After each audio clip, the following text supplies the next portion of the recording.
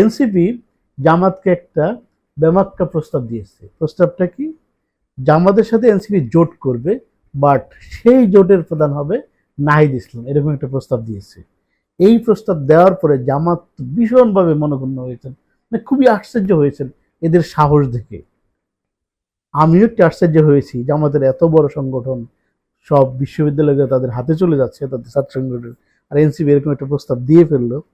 কথায় কথায় বিষয়টা মোটামুটি প্রকাশ পেয়েছে। এখন অনেকেই জানে, যারা সাংবাদিকতা করেন, এনসিপির সাথে, এনসিপির কারো কারোর সাথে যোগাযোগ আছে, এটা জানেন।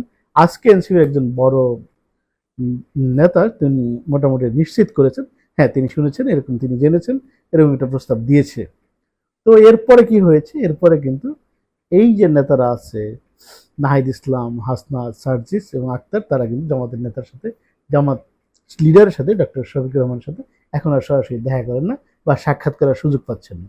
বিষয়টা হাস্যকর হলেও, মানে একটু মজার হলেও, এনসিপি কিন্তু সিরিয়াসলি এই প্রস্তাবটি দিয়েছেন এবং এটাকে মানে পত্রপাঠ জামাত বিদায়ী করে দিয়েছে। এরপরে জামাতের সাথে একটা দূরত্ব তৈরি হয়েছে।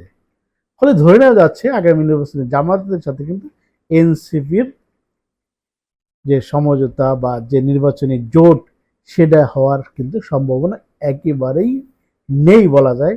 তবে রাজনীতিতে শেষ কথা বলা যায় না। রাজনীতিতে আজ যার শত্রু, আগামীকাল ভোরে উঠে তার সাথে মৃত্যু হয়ে যায়, বন্ধু হয়ে যায়। যেমন জামাতের সাথে বিএনপি 17 বছর রাজনীতি করেছে, এখন আবার বিএনপি জামাতকে বকা না দিলে তারা বক্তব্য দিতে পারেন না, তাদের রাজাকার, স্বাধীনতা বিরোধী কত কিছু না বলে, ধর্ম নিয়ে বলতেছে, জামাতকে মুনাফিক বলা হচ্ছে, বিভিন্ন ধরনের কথা বলছে। আবার 17 বছর কিন্তু তারা একসাথে ঘর সংসার করেছেন, তারা মন্ত্রী পরিষদে ছিলেন, মন্ত্রী ছিলেন, একসাথে খুবই ক্লোজ সম্পর্ক ছিল, বাট এখন এসে এসব বলছে।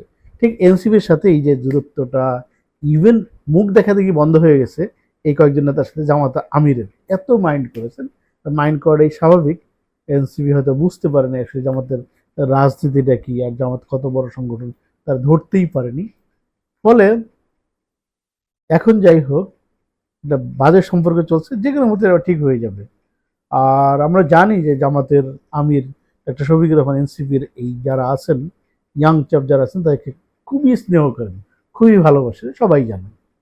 তো যাই হোক, এই সংকট হয়তো কেটে যাবে, আমরা সেটা দেখতে পারবো, পরবর্তী আপডেট হলে সেটা জানাবো। তবে এরকম কোনো জোট হচ্ছে না যে বিএনপি যেরকম ডক্টর কামালকে নিয়ে জোটের নেতা বানিয়েছিলেন, একটা খুব আহাম্মকি কাজ করেছিলেন 18 নির্বাচনে, ঠিক সেরকম এনসিপির নাহিদ ইসলাম চেয়েছিলেন, সেটা হয়নি, হওয়ার কথাই নয়।